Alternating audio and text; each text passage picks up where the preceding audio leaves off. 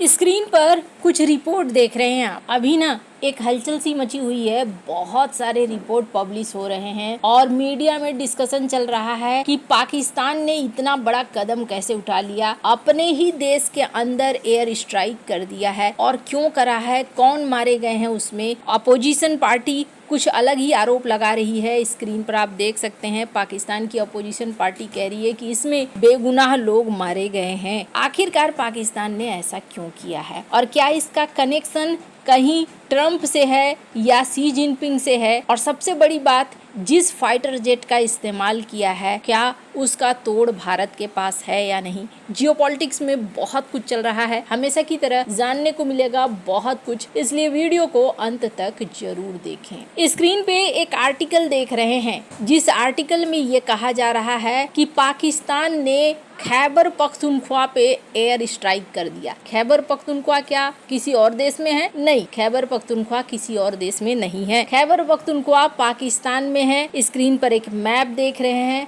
Map में ये जो इलाका है, ये इलाका है खैबर पख्तूनख्वा। हालांकि आपको बता दूं, ये इलाका एक तरीके से कहा जाता है कि पाकिस्तान के हाथ से निकल भी चुका है। दूसरी बात ये कहा जाता है कि ये वो इलाका है जो खजाने से भरा पड़ा है, बहुत सारा खजाना है। अब यहाँ पर अचानक से पाकिस्तान ने एक्शन क्यों ले लिया और दुनिया भर में ये बातें होनी शुरू हो गई कि पाकिस्तान ने अपने ही देश के अंदर एयर स्ट्राइक कर दिया है। और ये जो हरकत है, ये हरकत मानवीय केंद्र भी बनता है कि मानव के हिसाब से भी ये ठीक नहीं किया गया है, मानव अधिकार के हिसाब से भी ठीक नहीं किया गया है। दरअसल हुआ क्या है, पाकिस्तानी आर्मी ने खैबर पख्तूनख्वा में भीषण बमबारी करी है। पाकिस्तान के लड़ाकू विमानों की तरफ से खैबर पख्तूनख्वा के खैबर जिले में रविवार को रात को की गई एयर स्ट्राइक है। आप समझ सकते हैं टाइम कितना खतरनाक चुना गया है। ये टाइम एक ऐसा टाइम है जिस टाइम में लोग सोते हैं, तो आराम से सो रहे थे लोग। यहाँ पर कम से कम 30 लोगों की जान गई है।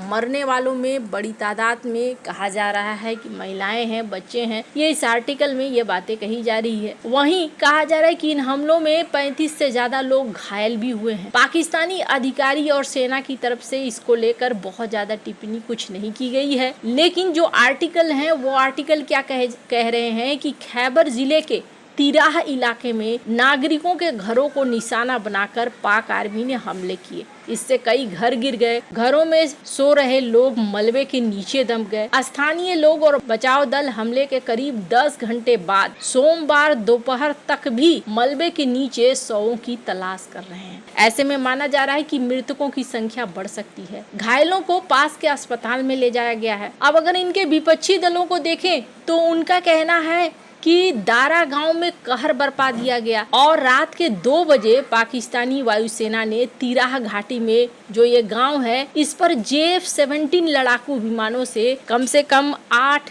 LS-6 बम गिराए हैं। इससे घर मलबे का ढेर बन गया है। गहरी नींद में सोया गांव लाशों के ढेर से पट गया है। खैबर पख्तूनख्वा और बलूचिस्तान पाकिस्तान के 2 ऐसे प्रांत हैं जहां देश की सरकार और सेना के लिए गुस्सा रहा है। इन प्रांतों में कई सशस्त्र गुट भी हैं जो पाकिस्तान की सेना को निशाना बनाते रहते हैं। ये गुट प्रांत के लिए ज्यादा अधिकार और संसाधनों की हक की मांग करते हैं। वहीं पाकिस्तान की सरकार की तरफ से देखें तो वो इन्हें विद्रोही गुट और आतंकी बताते हैं। पाकिस्तान की आर्मी ने पख्तूनख्वा और बलूचिस्तान में सक्रिय सरकार विरोधी गुटों को दबाने के लिए इसका इस्तेमाल किया है। लेकिन ये टाइमिंग जो है ना, ये टाइमिंग बड़ी गजब की है। जिस समय इसे हमला किया गया है, इससे एक दिन पहले डोनाल्ड ट्रंप ने एक बयान दिया था और कहा था कि अच्छा नहीं होगा। हालांकि अफगानिस्तान को ये कहा गया था बगराम एयरबेस के लिए। तो क्या इसका कनेक्शन उधर से तो नहीं जुड़ता है, डायरेक्ट तौर पर तो उधर से नहीं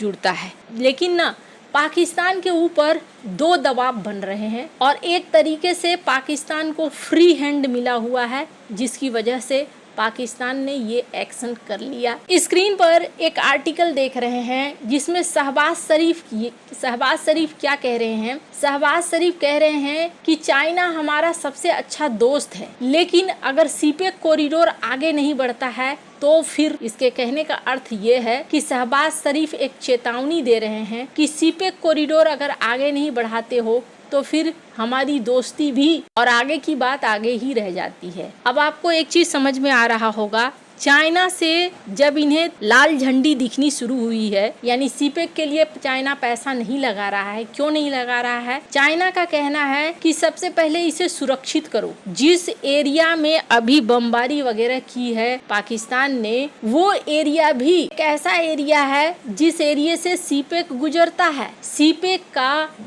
फेज 2 में $8 बिलियन के निवेश की बात हुई है, लेकिन सीपेक में लगातार देरी हो रही है। देरी का एक कारण इनके देश का भ्रष्टाचार है, तो दूसरा कारण विद्रोही गुट हैं और उनकी वजह से भी ये देरी हो रही है। तो यहाँ शहबाज शरीफ सीपेक को लेकर भी बहुत ज्यादा प्रेशर में है। साथ ही साथ सबसे बड़ी चीज ये है कि अभी पाकिस्तान ने अमेरिका के साथ एक डील करी और अमेरिका के साथ रेयर अर्थ मटेरियल की डील करी है। लेकिन जहाँ जहाँ रेयर अर्थ मटेरियल है, अगर आप उसे देखें, खैबर पख्तूनख्वा का इलाका या बलूचिस्तान का इलाका जहाँ खजाना भरा हुआ है, अनदेखा खजाना है, उस खजाने के आसपास विद्रोही गुट भी बहुत ज्यादा एक्टिव है। अगर केपीके की बात करें, जहाँ पर यह हमला हुआ है, तो यहाँ पर ग्रेनाइट, पेगमेटाइट, मेटामॉर्फिक चट्टाने हैं। डीर में, स्वायत में, कोहिस्तान में बहुत सारे ऐसे रेयर अर्थ मटेरियल हैं जिनका इस्तेमाल अभी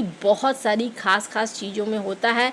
लेकिन ये जो इलाके हैं, अभी तक यहाँ पर उत्खनन भी नहीं हुआ है, निकाला भी नहीं गया है और न ही इसे रिफाइन किया गया है। मतलब एक ऐसा खजाना है जो पड़ा हुआ है यहाँ पर। 2010 के बाद चाइना ने कोशिश करी थी, लेकिन अब क्या हो रहा है, बार बार यहाँ पर हमले हो रहे हैं। अभी 2025 में पाकिस्तान ने $500 मिलियन का अमेरिका से डील साइन किया है, जिसमें केपीके के रेयर अर्थ एलिमेंट भी शामिल हैं। तो यहाँ अब केपीके को पहले सुरक्षित करना होगा। इस वजह से भी माना जा रहा है कि यहाँ पर पाकिस्तानी सेना ने हमले करने शुरू कर दिए हैं। अब देखना होगा कि इन हमलों के बाद मानवाधिकार संस्थाएं क्या कहती हैं या फिर ये चुपचाप रह जाती हैं। जहां तक अफगानिस्तान की बात है, तो ये एक तरीके से अफगानिस्तान के लिए भी संकेत है ट्रंप को लेकर। वहीं दूसरी तरफ ऐसा नहीं है कि पहली बार इस तरीके से पाकिस्तान ने किया है, पहले भी इन्होंने किया है, लेकिन अभी की टाइमिंग बहुत महत्वपूर्ण हो जा रही है। पाकिस्तानी आर्मी ये दिखलाने की कोशिश कर रही है कि हम अब यहाँ पर नरमी नहीं बरतेंगे। अब इन सब के बीच में ना एक बड़ा प्रश्न उठ रहा है कि जिस JF-17 का इस्तेमाल किया है पाकिस्तान ने यहाँ पर अपने देश के अंदर ही एयर स्ट्राइक करने में, क्या भारत के पास उसका तोड़ है? तो भारत के पास सिर्फ उसका ही नहीं, JF-17 के अलावे J-10C इन सब का तोड़ है। जिस तरीके से भारत के राफेल विमानों ने अपना एक्शन दिखाया है, अब कहा जा रहा है कि भारत 114 राफेल विमानों को खरीदने की तरफ आगे बढ़ रहा है। एक ऐसा नेटवर्क बना रहा है जिससे पाकिस्तान के लिए आने वाले दिनों में चुनौतियां और ज्यादा बढ़ जाएंगी। वैसे आपको क्या लगता है, इन सब मामले में आपकी क्या राय है? कमेंट कर जरूर बताएं। जल्द मिलते हैं अगले वीडियो में नई खबर के साथ।